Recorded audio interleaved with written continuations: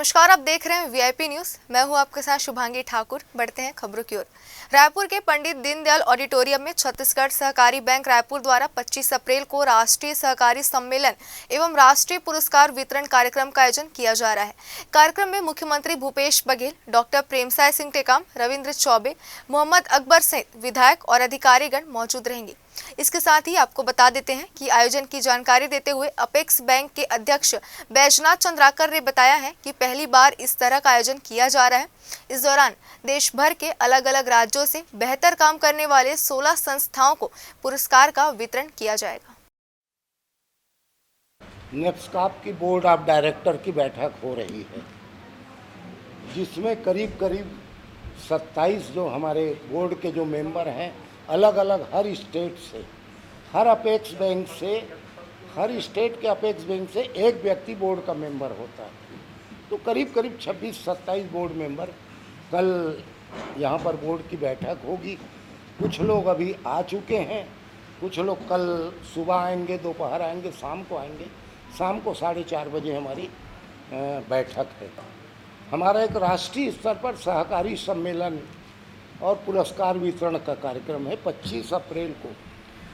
इस कार्यक्रम के, इस सम्मेलन के मुख्य अतिथि आदरणीय श्री भूपेश बघेल जी हमारे प्रदेश के मुख्यमंत्री हैं। इस कार्यक्रम में सहकारिता के क्षेत्र में सर्वोच्च पदों पर काम करने वाले लोग, हमारे पदाधिकारी यहाँ आ रहे हैं।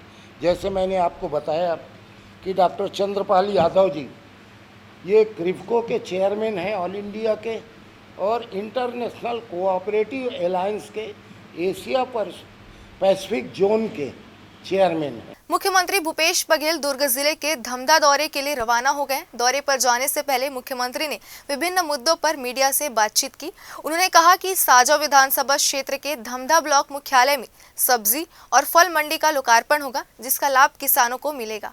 विद्युत संविदा कर्मियों के आंदोलन को लेकर उन्होंने कहा है कि विद्युत कर्मचारियों की भर्ती की प्रक्रिया चल रही है। कुछ लोग न्यायालय गए, न्यायालय के आदेश का पालन करना हमारी बाध्यता है। अब यदि एग्जाम होते हैं उसमें इसके बारे में विचार किया जा सकता है। कुछ बोनस अंक भी दिए जा सकते हैं, पर सबको नहीं। हमारे साथ दोहरी परेशानी है। सीएम भूपेश बघेल का प्रस्तावित दौरा लगभग तय हो गया है। मुख्यमंत्री 4 मई से 5 जून के बीच बस्तर और सरगुजा संभाग के 26 विधानसभाओं का दौरा करेंगे। सरकार की योजनाओं की पड़ताल करेंगे। प्रत्येक विधानसभा के गांव में पहुंचकर वहां के लोगों से बातचीत भी करेंगे। दौरे को लेकर सीएम ने कहा कि सभी विधानसभा के दौरे में जाना है, शहर के साथ गाँव का दौरा करना है, लोगों से रूबरू भी होना है। अनेक विषयों को लेकर स्थानीय जनप्रतिनिधि से चर्चा भी होगी। सभी विधानसभा में रहेगा, ऐसा नहीं है। मान लो मैं रायपुर जिला आऊँगा तो रायपुर की विधानसभा में जाऊँगा। मैं तो पूरे 90 विधानसभा में जाने वाला हूँ, चाहे वो शहर के हों चाहे गांव के हों। और एक दौरा केवल गांव भर के नहीं होगा, शहरों का भी होगा। शहरों में भी नगर, जहाँ नगर पालिका है, नगर पंचायतें, वहाँ भी हम जाएंगे। ग्रामीण क्षेत्र में जाएंगे, वहाँ के किसानों से, वहाँ के नौजवानों से, महिलाओं से, आदिवासियों से, व्यापारियों से, सबसे मुलाकात होगी। पिछले 44 दिनों से 2 सूत्री मांगों को लेकर प्रदर्शन कर रहे विद्युत कर्मचारियों पर आज सुबह बड़ी कार्रवाई पुलिस विभाग द्वारा की गई है। कर्मचारियों की माने तो पुलिस अधिकारियों द्वारा बर्बरता पूर्वक उन पर लाठीचार्ज किया गया है, जिसके चलते बहुत से कर्मचारी घायल भी हुए हैं। तो वहीं पुलिस अधिकारियों की माने तो कोई भी लाठीचार्ज नहीं किया गया है। इसके साथ ही आपको बता दें कि रायपुर शहर एएसपी तारकेश्वर पटेल ने बताया है कि महीने भर से अधिक समय से इनके द्वारा प्रदर्शन किया जा रहा है। इस दौरान कई बार व्यवस्थाओं को बिगाड़ने का प्रयास भी किया गया।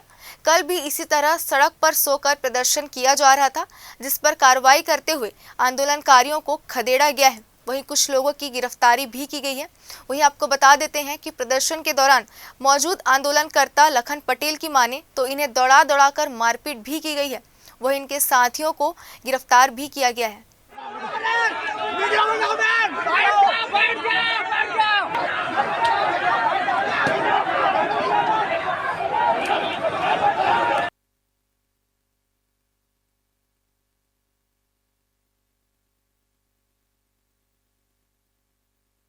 कई बार जब भी ये वहाँ पे घेराव के लिए निकलते थे, वहाँ पे सड़क जाम करके बैठ जाते थे, आवागमन भी बाधित होता था। कल भी इन्होंने माननीय मुख्यमंत्री महोदय के निवास का घेराव का कार्यक्रम रखा था और इनको पुलिस के द्वारा स्मार्ट सिटी गेट के पास में रोका गया और जब पुलिस के द्वारा रोका गया, समझाइश देने का प्रयास मजिस्ट्रेट और पुलिस के द्वारा किया गया, ये नहीं माने और वहाँ पे सड़क पे जाम करके बैठ गए। वहाँ पे आवागमन बाधित हुआ, लोगों को आने जाने में दिक्कतें हुई, आना जाना नहीं हो पाया था। लगातार इनसे बातचीत करके इनको हटाने का, वापस धरना स्थल भेजने का प्रयास किया जा रहा था, किंतु ये नहीं मान रहे थे। रात भर ये लोग कल वहाँ पे बैठे रहे। आज सुबह भी इनको, रात में भी और आज सुबह भी इनको वहाँ से हटाने का प्रयास किया गया, किंतु ये नहीं माने। और आज सुबह एक उग्र होकर अचानक माननीय मुख्यमंत्री महोदय के निवास के लिए आगे बढ़ने का प्रयास कर रहे थे, जिनको पुलिस के द्वारा रोका गया और खदेड़ा भी गया। इसमें कुछ लोगों को प्रतिबंधक धाराओं के तहत में हिरासत में लिया गया है। पुलिस के साथ इन्होंने धक्का मुक्की भी किया है, उसमें भी हम वैधानिक कार्रवाई कर रहे हैं।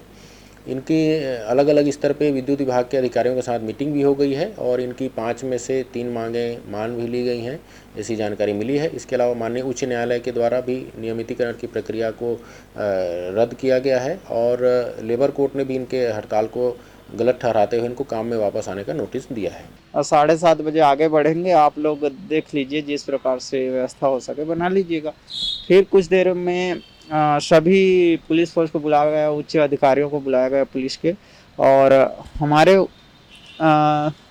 हमें उकसाने की कोशिश किया गया उन्हीं अधिकारी के द्वारा जिन्होंने बोला था कि मंत्रालय से कोई आएंगे, आप लोग से मिलेंगे और सक्षम अधिकारी।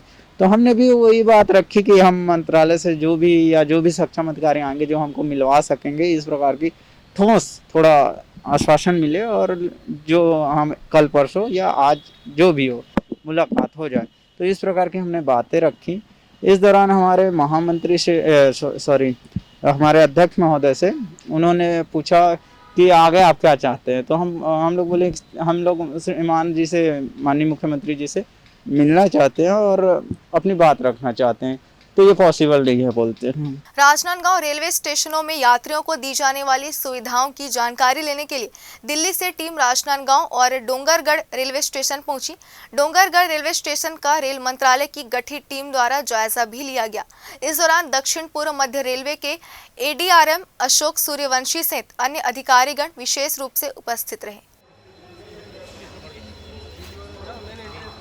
ये जो पूरी सुविधाएं हैं, डोंगरगढ़ की पूरी सुविधाएं हैं, नागपुर मंडल के जो दूसरे रेलवे स्टेशन हैं, चाहे वो गोंदिया हो या और। आज केंद्रीय रेल बोर्ड, नई दिल्ली रेल मंत्रालय से हम 3 PSC मेंबर डोंगरगढ़ स्टेशन पर आए हुए हैं। ये नागपुर डिवीज़न में आता है। लगातार हम अभी मध्य प्रदेश से छत्तीसगढ़ के समस्त स्टेशनों का दौरा कर रहे हैं। दौरा इसलिए कर रहे हैं कि जो रेल मंत्रालय भारत सरकार के द्वारा प्रतिनिधित्व के रूप में PSC मेंबर यात्री सुविधा कमेटी के अंतर्गत हमन अभी 19 तारीख से छत्तीसगढ़ प्रवास में हैं, जिमा हमार आदरणीय chairman sir PK Krishnan Das ji जो केरल से रही से वो रही से साथ में। ओकर बाद अर्जेंट बहुत जरूरी मीटिंग के लिए जायल पड़ी, तो ओकर नेतृत्व में हम 3 हिस्सा में बट गए हैं।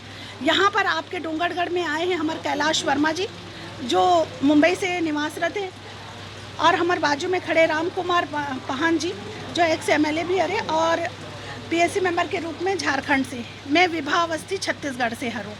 हमारे मन के उद्देश्य है, इस कमेटी ला बनाए ही कर लिए गए हैं कि यात्री मन के जो मूलभूत सुविधा है ओला हमन रेलवे स्टेशन में जान देखन, उमन ला का परेशानी है, का उमन ला सुविधा पहले से मिला थे और अच्छा बेहतर का सुविधा मिल सकते, ओकर लिए हमन यहाँ पर आ रहे हैं।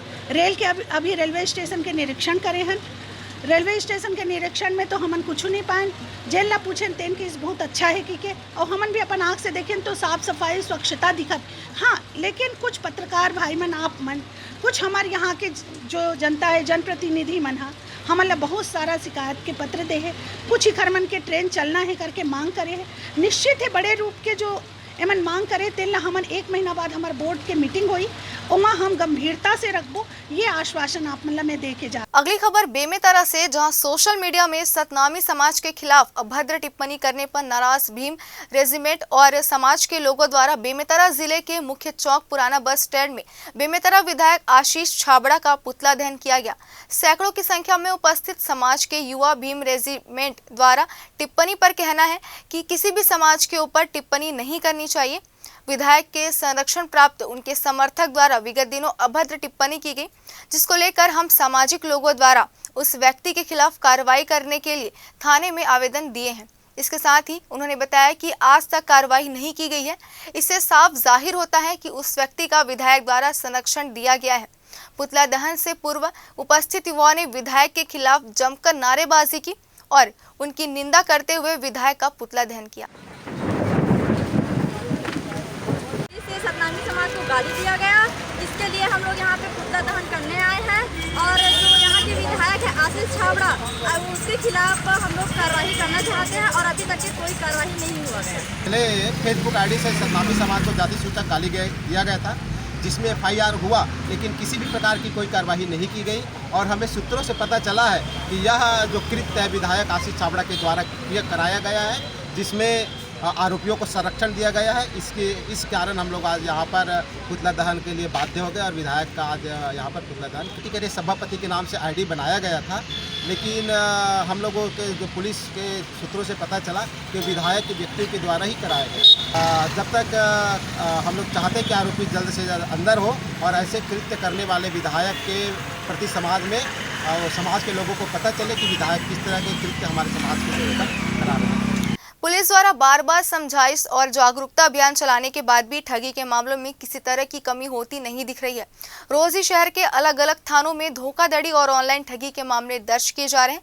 फिर एक बार शहर के राजेंद्र नगर इलाके में रहने वाले दंपत्ति से रेस्टोरेंट खुलवाने के नाम पर लाखों रुपए की ऑनलाइन ठगी करने का मामला एक बार फिर से सामने आ रहा है। जानकारी के अनुसार पीड़ित अंकित कोचर ने अपनी पत्नी के लिए रेस्टोरेंट खुलवाने गूगल के जरिए वाव मोमोज फ्रेंचाइजी.com में ऑनलाइन फॉर्म भरा, जिसके बाद उन्हें फोन कर रजिस्ट्रेशन और अन्य शुल्क के नाम पर पूरे 5 लाख रुपए जमा कराए गए।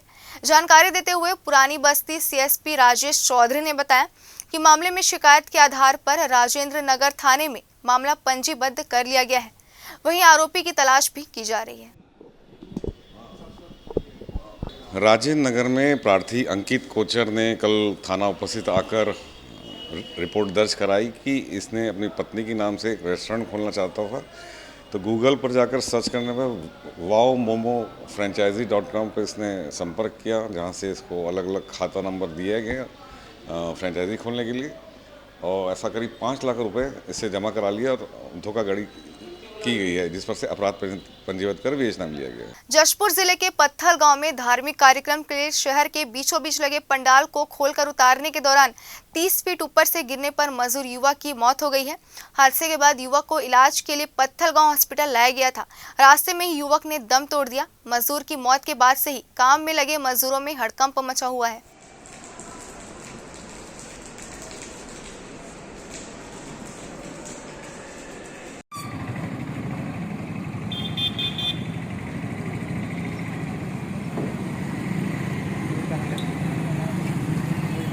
कवर्धा के स्थानीय भोजली तालाब में एक युवक का अधजला शव मिलने से शहर के पूरे इलाके में सनसनी फैल गई है, जिसके बाद खबर की सूचना मिलते ही पुलिस की टीम मौके पर पहुंच गई और इस पूरे मामले की जांच में जुट गई है। पुलिस का मानना है कि इस युवक की आग लगाकर हत्या की गई है। फिलहाल पुलिस ने घटनास्थल के सारे सबूत को इकट्ठा कर अज्ञात हत्यारे की जांच में वह जुट गई है। वहीं घटनास्थल पर SP सहित आला पुलिस अधिकारियों की टीम मौजूद रही।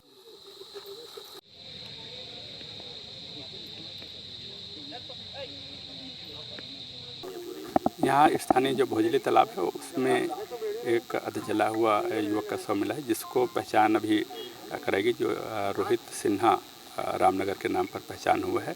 अभी चूँकि घटनास्थल पर कार्रवाई की जा रही है, इसलिए घटनास्थल की कार्रवाई FSL के परीक्षण के बाद में आगे कार्रवाई की जाएगी।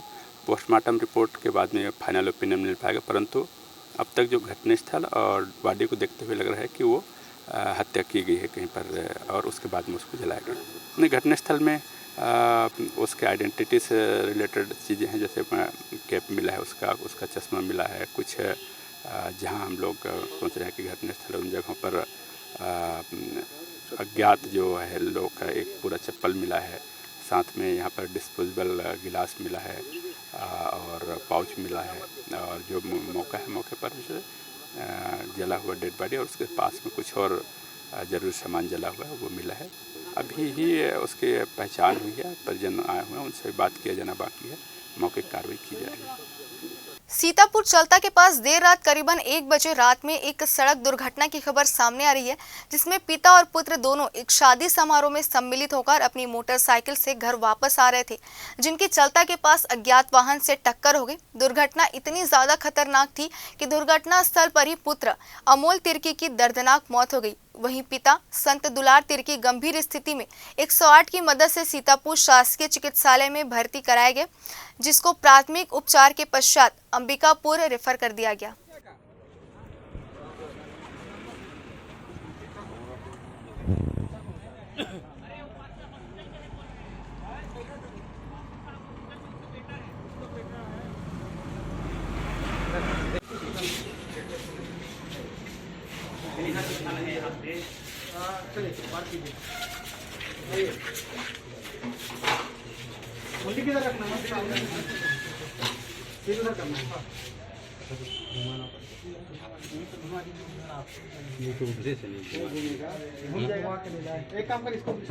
ये लोग प्रॉपर ये लोग रहने के लिए तो झारखंड साइड के हैं, तो अपने कतकालों में सेवा दे रहे थे, ठीक ना।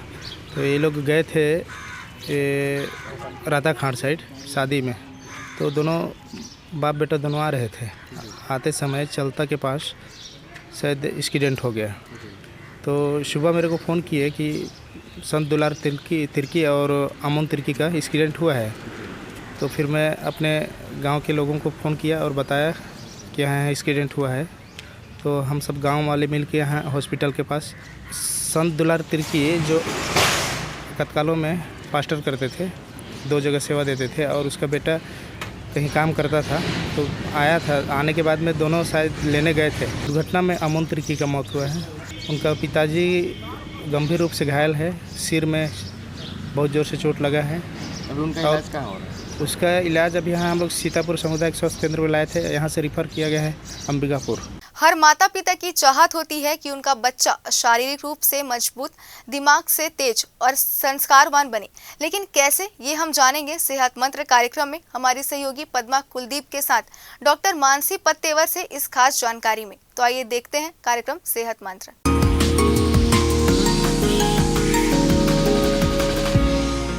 नमस्कार, मैं हूं पद्मा कुलदीप और आज हम सेहत मंत्र कार्यक्रम में बात करेंगे गर्भ संस्कार को लेकर। कहते हैं कि माँ बच्चे की पहली गुरु होती है। एक शिशु माँ के गर्भ में ही सीखना शुरू कर देता है, इसलिए गर्भ संस्कार का महत्व बढ़ जाता है। ये हमारी परंपरा का हिस्सा रहा है। गर्भ संस्कार से बेहतर संतान की प्राप्ति हो सकती है। इससे समाज में भी बड़ा बदलाव लाया जा सकता है। इसी दिशा में काम कर रही हैं डॉक्टर मानसी पत्तेवार। आइए उनसे बात कर गर्भ संस्कार को और बेहतर तरीके से समझते हैं, साथ ही इसके लाभ के बारे में जानेंगे।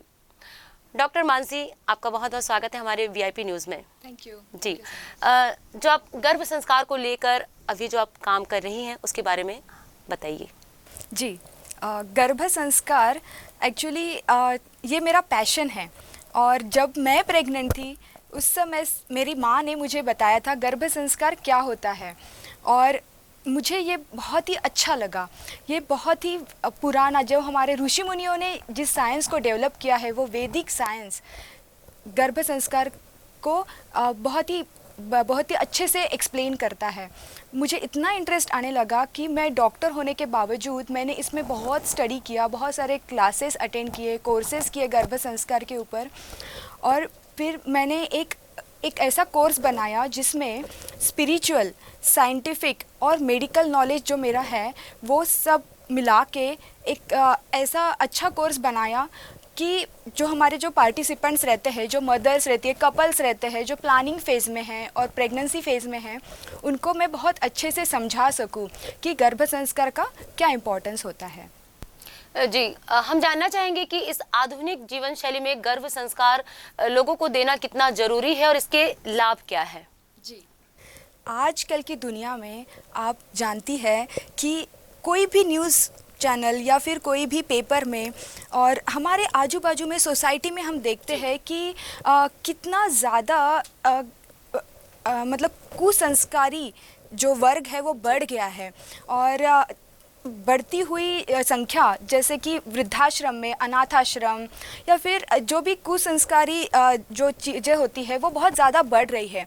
तो मैंने ये सोचा कि कहाँ पे इन सब चीज़ों को देखते हुए हमें लगता है बहुत बार कि ये ऐसा नहीं होना चाहिए, लेकिन इसको कहाँ ब्रेक करें, कैसे हम चेंजेस लाए।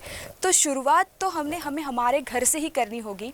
तो पहले मैंने ये सारी चीज़ें सीखी, फिर मुझे लगा कि ये इतनी इम्पॉर्टेंट चीज़ें हैं जो मैं लोगों को बता सकती हूँ, इसलिए मैंने ये कोर्स शुरू किया है। जैसे कि आप बता रही हैं, तो आधुनिक जीवन शैली में कितना महत्व है गर्भ संस्कार को, और आपने कैसे सोचा कि आपको इस फील्ड पे ही वर्क करना है?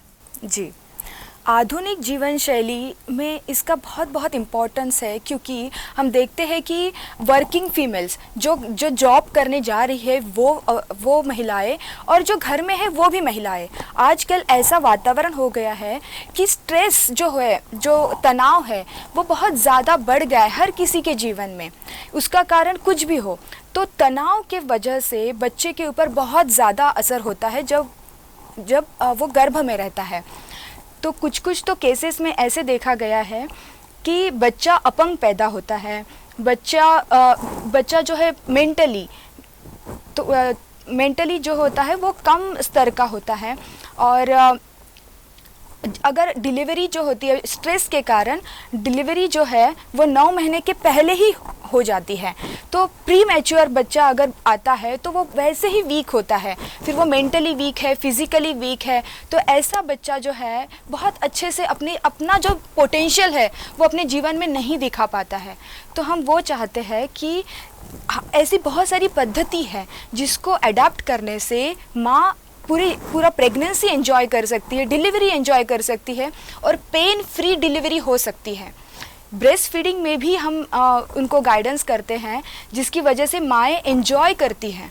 जी, मानसी जी, हम जानना चाहेंगे कि ये सेक्शन जो आप किस तरीके से लेते हैं, सेक्शन बाय सेक्शन लेते हैं, आपकी जो क्लासेस हैं वो लोगों को कैसे कन्विंस करते हैं? जी, हमारी ऑनलाइन क्लासेस होती हैं, जिसमें सबसे पहले तो हम इंट्रोडक्शन देते हैं, जिसमें हम ये दिखाते हैं उनको कि साइंटिफिक पद्धति क्या होती है और स्पिरिचुअल पद्धति क्या होती है, और दोनों का ब्लेंड करके हम उनको समझाते हैं। फिर उसके बाद हम उनको ये बताते हैं कि बच्चा जैसा वो चाहते हैं वो कैसा बनाया जाए। तो उसके लिए बेसिकली हम प्रे करते हैं। तो प्रे कैसे करना है, क्योंकि इसमें हमारा जो है हमारी बॉडी प्लस हमारे थॉट्स, हमारे विचार और हमारा जो वातावरण है वो सब कुछ इन्वॉल्व करके हमें जैसा बच्चा चाहते हैं हम वैसा बच्चा बना सकते हैं। तो हम ये चीज़ें सिखाते हैं। उसके बाद बच्चे का मस्तिष्क का डेवलपमेंट, उसके बॉडी का डेवलपमेंट थ्रू आउट 9 मंथ, कि बच्चे का पहले क्या बनता है, पहले जस्ट शरीर बनता है, फिर क्या बनता है, फिर कौन सा अंग बनता है, वो पूरा हम लोग मेडिकल लैंग्वेज के हिसाब से भी समझाते हैं। फिर उसके बाद जो इसमें आता है कि बच्चे का मस्तिष्क कैसे डेवलप करे, कि लेफ़्ट ब्रेन कैसे डेवलप करे, राइट ब्रेन कैसे डेवलप करे, बच्चे को लैंग्वेज कैसे सिखाए।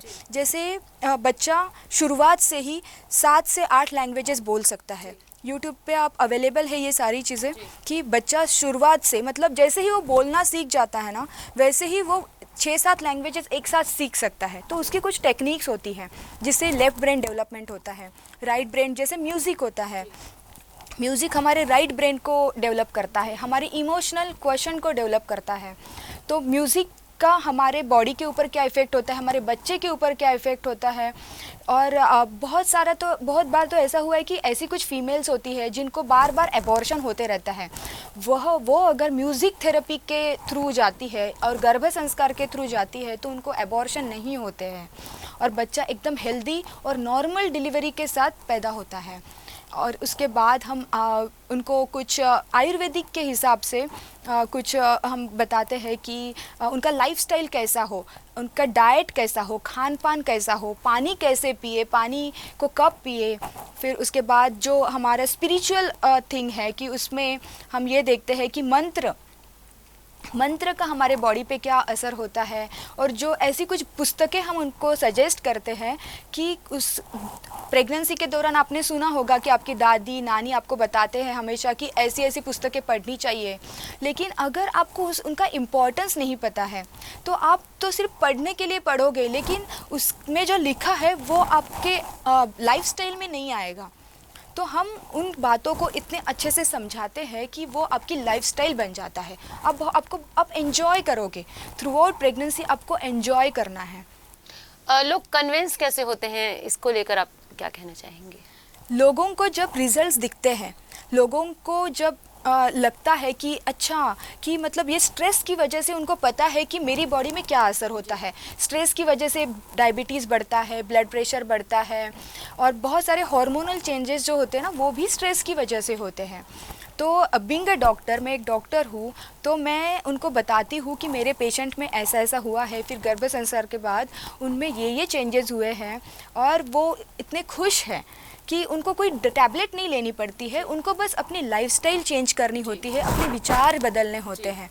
तो उनको कैसे बदला जाए, वो तकनीक क्या है, उसके हिसाब से हम बताते हैं तो लोग एक्सेप्ट करते हैं। जैसे कि अभाव है, लोगों को पता नहीं कि गर्भ संस्कार बेसिकली है क्या। हालांकि हमारी पुरानी पद्धति है और 16 संस्कारों में गर्भ संस्कार को मोस्ट इम्पोर्टेंट माना गया है, लेकिन अभी भी लोगों में जो है अभाव की कमी है। तो आप आगे क्या देखती हैं गर्भ संस्कार को लेकर, आप क्या कहना चाहेंगे? मैं ये चाहती हूँ कि गर्भ संस्कार से हम आने वाली जो पीढ़ी है उसको हम स्वस्थ बना सकते हैं और संस्कारी बना सकते हैं। और आप सोचिए कि स्वस्थ और संस्कारी, ये दो क्वालिटीज़ अगर एक इंसान में हैं तो वो किसी भी क्षेत्र में क्यों ना हो, किसी भी क्षेत्र में वो आगे बढ़ेगा ही बढ़ेगा, क्योंकि ये ह्यूमन वैल्यूज़ है, ये बेसिक वैल्यूज़ है। और ये अगर एक इंसान में आ जाती है और वो ऐसे आती है कि उसके सबकॉन्शियस माइंड में फिट हो जाती है, उसके अवचेतन मन में फिट हो जाती है, तो आगे वाली पीढ़ी अच्छी बनेगी, उससे हमारा देश अच्छा बनेगा, उससे धीरे धीरे पूरी दुनिया अच्छी बन जाएगी। जी बिल्कुल। आगे आप गर्भ संस्कार को लेकर क्या वर्क करना चाहेंगे, आगे का आपका क्या प्रोजेक्ट है? जी, मैं ये चाहती हूँ कि अभी तो मैं थ्रू हमारे जो ऑनलाइन क्लासेस है उसके थ्रू मैं सब लोगों को मोटिवेट कर रही हूँ, और ये जो ज्ञान है, ये इम्पॉर्टेंट ज्ञान मैं वो दे रही हूँ। आगे जाके मैं एक किताब लिखना चाहती हूँ इसके ऊपर, जिसकी वजह से जो एक फ़ेज़ होता है प्लानिंग फ़ेज़, कि प्लान करते समय क्या होना चाहिए, फिर प्रेगनेंसी में क्या होना चाहिए, वो हर चीज़ उसमें बहुत अच्छे से मैंने एक्सप्लेन किया होगा, तो हम उसको भी कर सकते हैं। फिर आगे मैं ये चाहती हूँ कि ये जो नॉलेज है ना, ये कॉलेज गोइंग गर्ल्स और कॉलेज गोइंग बॉयज़ को रहे, क्योंकि बॉयज़ और गर्ल्स दोनों को अगर ये बेसिक नॉलेज अगर रहेगा तो उनके लाइफ में जब भी वो मैरिज करेंगे, जब भी ये सारा उनको थोड़ा ना थोड़ा भी पता होगा ना, तो वो इस विषय के बारे में ज़रूर सोचेंगे। मानसी जी, जैसे कि आप बोल रही हैं बार बार कि म्यूज़िक बहुत मोस्ट इम्पॉर्टेंट है, जब आप प्रेग्नेंट हैं, बच्चे के ब्रेन पे वो असर करता है, तो क्या आप खुद म्यूज़िक की थेरेपी देते हैं या किसी और को आप बुलाते हैं? जी, हम हमारी क्लासेस में म्यूजिशियंस को बुलाते हैं और वो इन चीज़ों के बारे में बहुत डिटेल में समझाते हैं, और वो खुद भी गायिका है, तो वो गाना गा के वो भजन गाती है, और वो अपना जो उनके जो ब्लेसिंग्स है वो उनके गाने के थ्रू सभी शिशुओं को देती है। प्लस हम लोग आयुर्वेदिक पीडियाट्रिशियन को बुलाते हैं, जो बच्चे का थ्रू आउट प्रेगनेंसी कैसे ख्याल रखा जाता है, मदर का कैसे ख्याल रखा जाता है।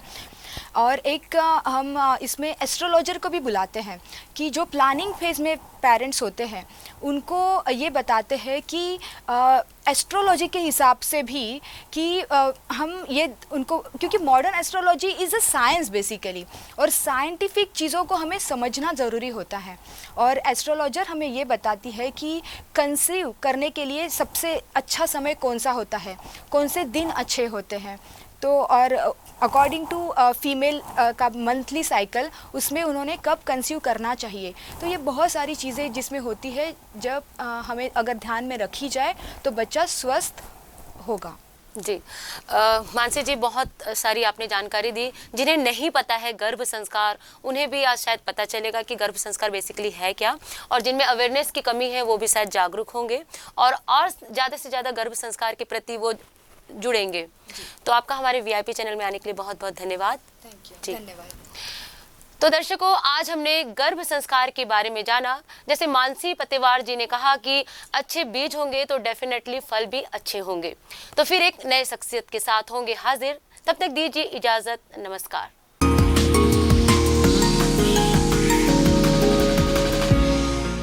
इस बुलेटिन में फिलहाल इतना ही। बने रहिए VIP न्यूज़ के साथ। नमस्कार।